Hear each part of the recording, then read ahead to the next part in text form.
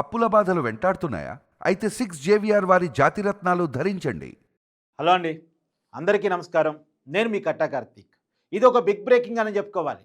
Tirupati railway station సమీపంలో Tirupati railway yard out లైన్లో ఇసార్ ఎక్స్ప్రెస్లో ఒక్కసారిగా మంటలు వచ్చాయి. మంటలు వచ్చి బోగీలు మొత్తం కాలిపోతున్న పరిస్థితి. ఆ బోగీలకున్న మంటలు పక్కనే పార్కింగ్ చేస్తున్నటువంటి రాయలసీమ ఎక్స్ప్రెస్ కూడా పాకినట్టు పరిస్థితి. రాయలసీమ ఎక్స్ప్రెస్లో ఉన్నటువంటి ఒక ఏసీ బోగీ కూడా పూర్తిగా ధ్వంసమయ్యారు. వెంటనే తేరుకున్న అధికారులు ఈ బోగీని మిగతా ట్రైన్ నుంచి వేరు చేశారు. ఇప్పుడు ఈ బోగీలకు అంటుకున్న మంటలు మిగతా బోగీలకు కూడా అంటుకోకుండా, మిగతా రైల్వే భాగాలకు కూడా అంటుకోకుండా ఆరిపోయేటువంటి ప్రయత్నం చేస్తున్నారు. ఫైర్ ఇంజన్ల సాయంతో సహాయ కార్యక్రమాలు చేస్తున్నారు. ఎట్టి పరిస్థితుల్లో ఈ మంటలను ఆరిపోయేటువంటి ప్రయత్నం కోసం విపరీతమైనటువంటి ప్రయత్నం చేస్తున్నారు. అయితే ఇవి రైల్వే యార్డ్లో ఉన్నటువంటి ఖాళీగా పార్కింగ్ చేస్తున్నటువంటి రైళ్లు కావటం ఫలితంగా ప్రయాణికులు ఎవరు దాంట్లో లేకుండా ఉండటం ఫలితంగా ఎలాంటి ప్రమాదం చోటు చేసుకోలేదు. ఇవాళ ఈవినింగ్ రాయలసీమ ఎక్స్ప్రెస్ బయలుదేరాల్సి ఉంది. రాత్రికి ఇసార్ ఎక్స్ప్రెస్ బయలుదేరాల్సి ఉంది తిరుపతి రైల్వే స్టేషన్ నుంచి. తిరుపతి రైల్వే స్టేషన్లో ఎప్పుడైనా షెడ్యూల్ ఉన్నప్పుడు మాత్రమే పెడతారు. షెడ్యూల్ కాని సమయంలో, మిగతా సమయంలో అవుట్లైన్లో పెడతారు. అవుట్లైన్లో ఉంటే యార్డ్ దగ్గర తీసుకెళ్ళి అక్కడ క్లీనింగ్ కార్యక్రమాలు, మరమ్మతులు అలాంటివి చేస్తూ ఉంటారు. ఇప్పుడు మరమ్మతులు చేయటం కోసం, క్లీనింగ్ చేయటం కోసం ఇప్పుడు టైం కాదు కాబట్టి అక్కడ అవుట్లైన్లో పార్కింగ్ ప్లేస్లో పెట్టుంచారు. అక్కడ ప్రయాణికులు ఎవరూ లేరు. నిజానికి ఈ ట్రైన్లు షెడ్యూల్ ప్రకారం బయలుదేరిన తర్వాత కనుక మంటలు కనుక వ్యాపించి ఉండుంటే ఆ రైల్లో ఉన్నటువంటి ప్రయాణికులకి ప్రాణాపాయం వచ్చి ఉండేది. నిజానికి షెడ్యూల్ కాకుండా ఉండటం ఫలితంగా అవుట్లైన్లో ఖాళీగా పార్కింగ్ చేసి ఉండటం వల్ల ఆ రైళ్లలో ఎలాంటి ప్రయాణికులు లేకపోవటం ఫలితంగా ఒక రకంగా పెను ప్రమాదం తప్పిందని చెప్పుకోవాలి. కానీ ఎందుకు మంటలు వచ్చాయి? కారణం ఏంటి? ఏమైనా కుట్ర కోణం ఉందా? ఎవరైనా మంటలు అంటించారా? లేదు లోపలికి వెళ్ళి ఖాళీగా ఆగి ఉన్నటువంటి ట్రైన్లోకి వెళ్ళి ఎవరైనా సిగరెట్ తాగే ప్రయత్నం చేశారా? ఇంకేదన్నా పేలుడు పదార్థాలు పెట్టారా? అక్కడ ఉన్న పేలుడు పదార్థాలు పెట్టారా? అంతకుముందు మధ్యాహ్నమే ఇషార్ ఎక్స్ప్రెస్ తిరుపతి రైల్వే స్టేషన్కి వచ్చింది. మళ్ళా రాత్రికి బయలుదేరాల్సి ఉంది. రాత్రి దాకా టైం ఉంది కాబట్టి ఆ షెడ్యూల్లో లేదు కాబట్టి దాన్ని క్లీనింగ్ చేయటం కోసం, మరమ్మతుల కోసం ఖాళీ పార్కింగ్ అవుట్లైన్లో పెట్టారు. అవుట్లైన్లో పార్కింగ్ ప్రదేశంలో పార్కింగ్ చేసి ఉంచారు. అయితే అక్కడ ఎవరైనా గతంలో ప్రయాణం చేసి ఉన్న వాళ్ళు పేలుడు పదార్థాలు ట్రైన్లో వదిలి వెళ్ళారా? లేదు ఇప్పుడు ఎవరైనా ట్రైన్ ఎక్కి పేలుడు పదార్థాలు ట్రైన్లో పెట్టారా? లేదు ట్రైన్ ఎక్కి ఎవరైనా సిగరెట్ తాగారా? ఇంకేమన్నా ఎలక్ట్రిక్ పరికరాలు ఏదైనా అమర్చారా? ఇవన్నీ కూడా కుట్రకోణం ఏమైనా ఉందా అనేటువంటి యాంగిల్లో అన్ని రకాలుగా కూడా ఆలోచిస్తూ ఉన్నారు. ప్రస్తుతం అయితే ఏం జరిగిందన్న దాని మీద కంటే కూడా ఇప్పుడు ఆ మంటలు ఆర్పాలి. ఆ మంటల ప్రభావం అది మిగతా ట్రైన్ల మీద కూడా పడే అవకాశం ఉంటుంది. మొత్తం పెద్ద ఎత్తున సెగ వ్యాపించింది. ఆ సెగ ఫలితంగా ఇప్పటికే తిరుపతి రైల్వే స్టేషన్లో ఉన్నటువంటి ట్రైన్లన్నీ కూడా నిలుపుదల చేశారు. ఏ ట్రైన్ కూడా ముందుకు పంపట్లేదు.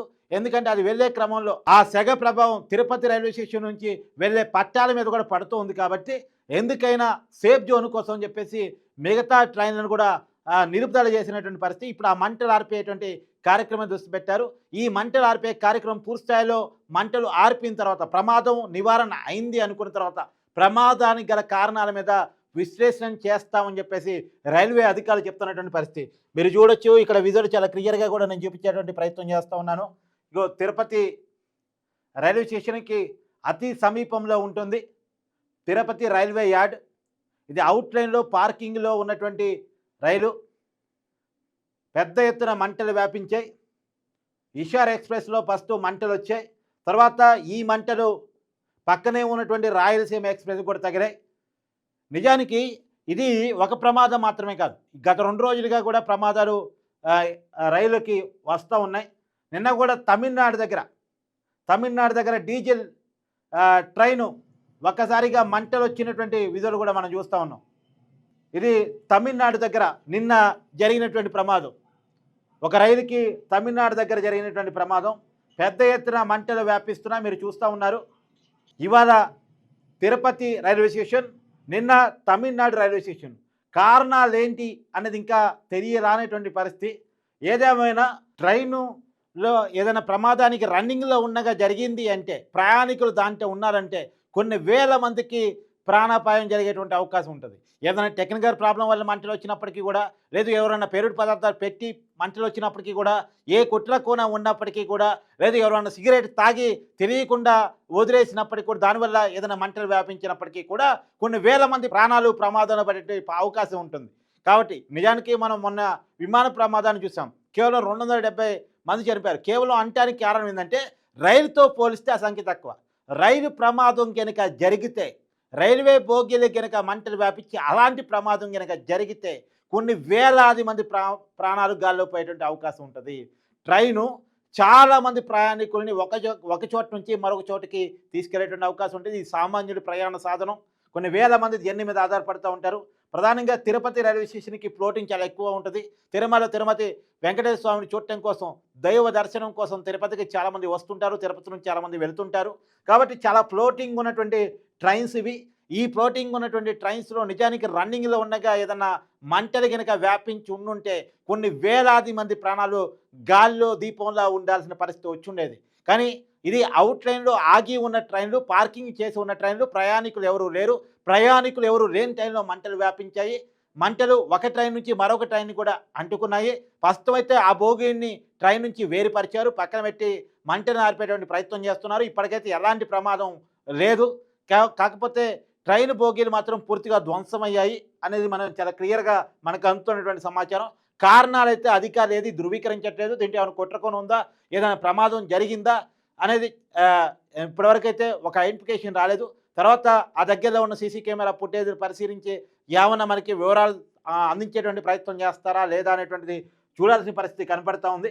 ఖచ్చితంగా అధికారులు మొత్తం కూడా ఈ మంటలు ఆర్పేటువంటి దాని మీద దృష్టి పెట్టారు. క్లీనింగ్ కోసం ఆ యార్డుకి తీసుకెళ్తున్నటువంటి యార్డు కోసం అవుట్లైన్లో పెట్టినటువంటి యార్డు దగ్గర అవుట్లైన్లో పెట్టినటువంటి ఇషార్ ఎక్స్ప్రెస్లో ఒక్కసారిగా మంటలు వ్యాపించాయి.